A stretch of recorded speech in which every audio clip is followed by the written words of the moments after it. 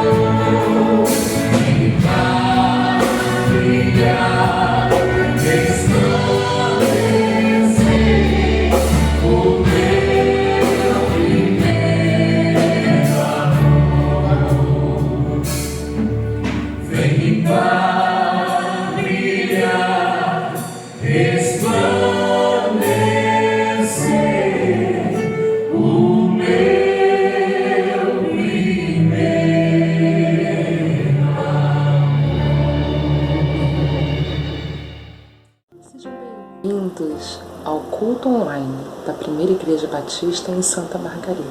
Que Deus abençoe você e toda a sua família. Fique conosco até o final.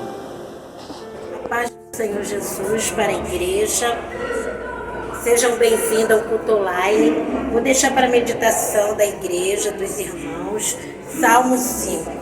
Dá ouvido, Senhor, às minhas palavras e acode ao meu gemido. Escuta, Rei meu e Deus meu, a minha voz que clama, pois a Ti é que imploro.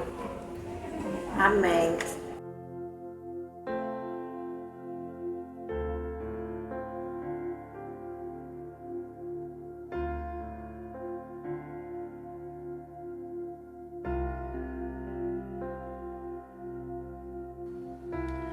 "60 anos proclamando a glória de Deus.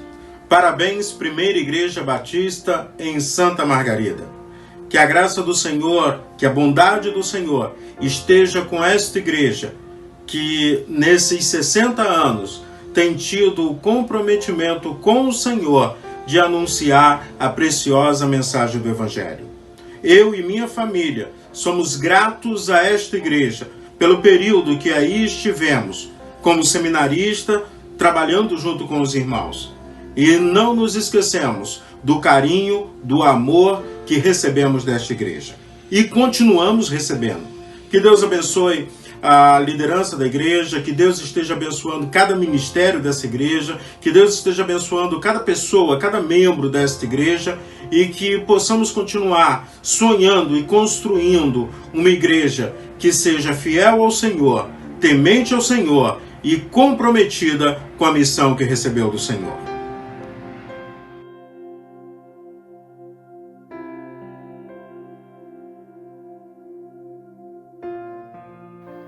Olá, amados irmãos, é bom estarmos de novo aqui juntos para meditarmos na palavra do nosso Deus.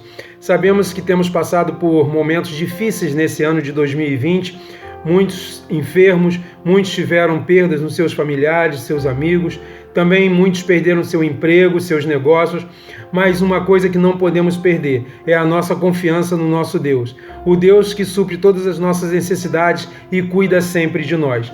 E hoje eu gostaria de falar exatamente a respeito de um personagem da palavra de Deus que retrata tudo isso. Ele teve muitas perdas, teve muito sofrimento, mas uma coisa ele não deixou de ter, a sua confiança voltada no seu Deus. O Deus que o seu pai e sua mãe havia lhe ensinado, que é o nosso Deus Todo-Poderoso. Eu estou falando de José do Egito. Todos nós costumamos dizer, de escravo a governador. Sim, de escravo a governador, mas principalmente um homem temente ao Senhor. E quando a sua história começa lá no capítulo 30 de Gênesis 23 e 24, quando se dá o seu nascimento, e Raquel fica muito feliz com o nascimento do seu filho, coloca o nome dele de José. Mas a gente vê também que o seu pai declarou tanto amor a José que isso causou ciúme nos seus irmãos. E a gente consegue ver mais adiante que José é vendido pelos seus irmãos para um comerciante ismaelita que está passando pelo deserto, comprando escravo, comprando pessoas para depois vender. E eles acabam vendendo o seu irmão por não quererem sujar as suas mãos com o sangue do seu irmão. Bem, a gente continua a história de José. Ele sofre muito no deserto até chegar ao Egito, onde é vendido, lá no capítulo 39, primeiro verso, ele é vendido para Potifar. E ele, dentro da casa de Potifar, ele começa como escravo, cuidando dos serviços da casa e tudo mais, mas Potifar vê nele um potencial muito grande e vê o quanto a sua casa tem sido abençoada por estar nas mãos de José.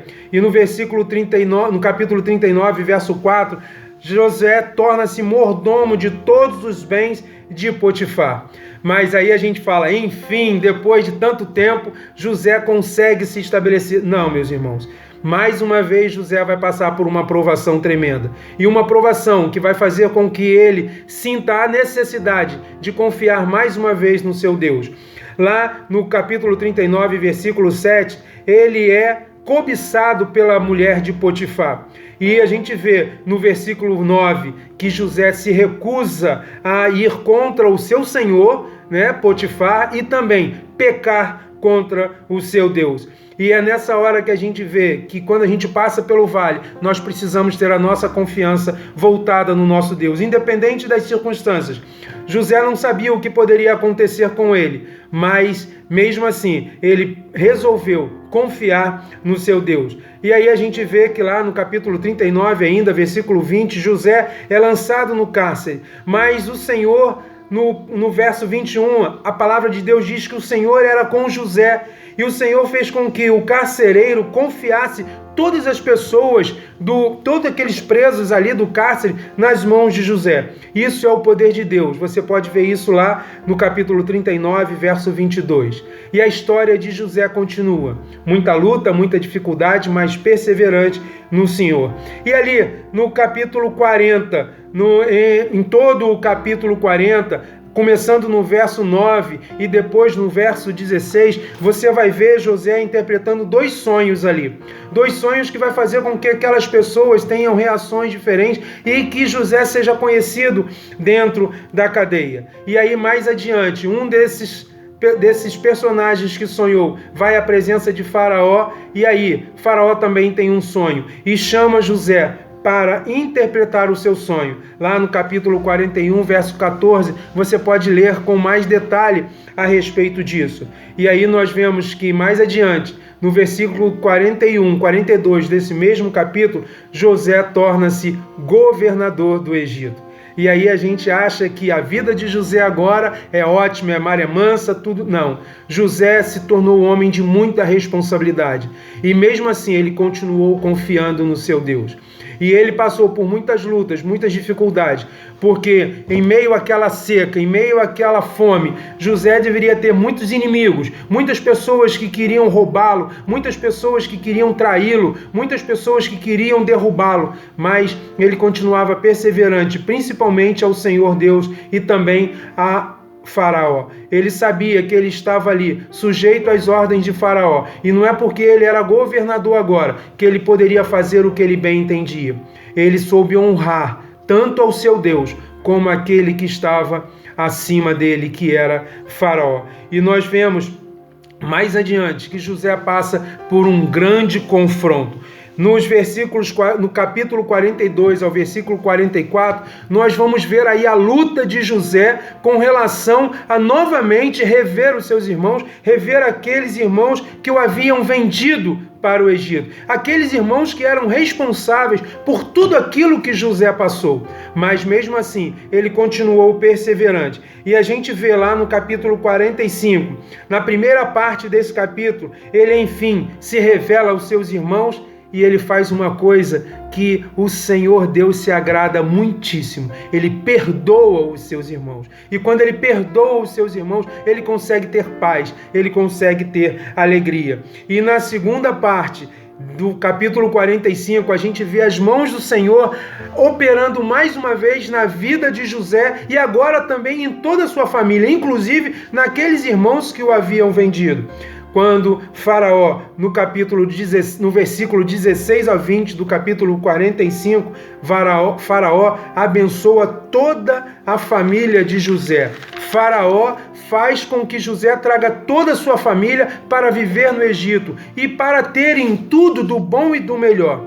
E muitas das vezes a gente fica preocupado com tudo isso que estamos passando. E muitas das vezes deixamos até o nosso Deus de lado. Irmãos, precisamos estar atentos, precisamos buscar sempre a presença do nosso Deus. E para os irmãos verem que não foi fácil para José, lá no capítulo 41, no versículo 51, quando nasce o seu primeiro filho, José coloca o seu nome de Manassés. Sabe o que significa, meu irmão? Deus me fez esquecer de todos os meus trabalhos, isso é, de todo o meu sofrimento que eu passei até hoje, e de todos da minha casa. Tudo aquilo que os irmãos fizeram ele sofrer, todo o sofrimento dele como escravo, Deus o fez esquecer. E aí no versículo 52, nasce o seu segundo filho, que ele coloca o nome de Efraim. E mais uma vez a gente pode ver como que José sofreu naquele lugar. E ele diz que o filho dele, Efraim, significa: Deus me fez próspero na terra da minha aflição. Então, nós podemos ver que ele teve uma vida de aflição, ele teve uma vida de luta, de sofrimento, mas mesmo assim, irmãos, ele permaneceu perseverante na obra do Senhor. Podemos ver que José é como uma pedra, né? Uma pedra preciosa, mas que precisava ser trabalhada. E depois de tanto sofrimento, tantas coisas, Deus conseguiu transformar essa pedra em algo tão precioso na vida dele mesmo, na vida do Egito e na vida da sua família. E até hoje, nas nossas vidas. Porque quando a gente olha para José, a gente vê quão preciosa foi a vida de José e quantos exemplos ele deixa para a gente. Então, que a gente possa entender que precisamos ser preciosos na presença do Senhor. E precisamos ser aquelas pedras que precisam ser trabalhadas, precisam ser lapidadas. Muitas das vezes achamos que os nossos erros, as nossas imperfeições não nos fazem digno da presença do Senhor.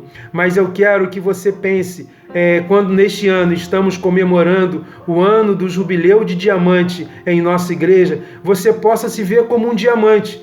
Mesmo com as suas imperfeições, mesmo com os seus arranhões, Deus pode fazer algo tremendo na sua vida. Que Deus possa te abençoar e você possa se colocar nas mãos do nosso Senhor Jesus Cristo. Agora, eu gostaria aqui de compartilhar com vocês um vídeo muito interessante. Um vídeo que fala exatamente sobre uma situação parecida com essa. Situação de uma pedra arriscada e que muitos não davam valor.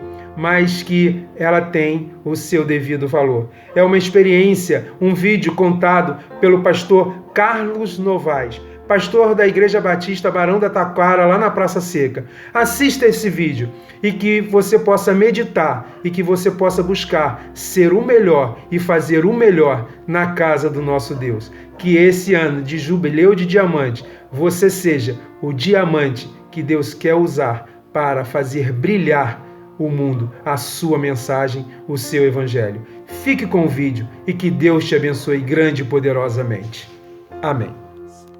Um rei possuía um diamante muito precioso, uma pedra muito valiosa, muito rara.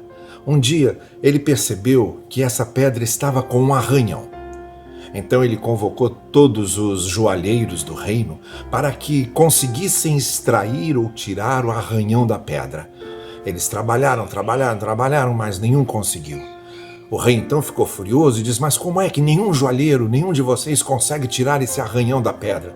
Aí veio um joalheiro muito humilde, quase desconhecido no reino, e disse ao rei: eu sei como resolver isso. E desenhou uma flor na pedra de diamante, aproveitando o arranhão como caule da flor. Então o rei entendeu. É assim que acontece também na vida, não é? A gente tem que aproveitar os arranhões que fazem na gente para fazer novos desenhos, para que aqueles arranhões desapareçam com os novos desenhos que a gente faz da nossa vida. Deus abençoe e guarde você juntamente com a sua família.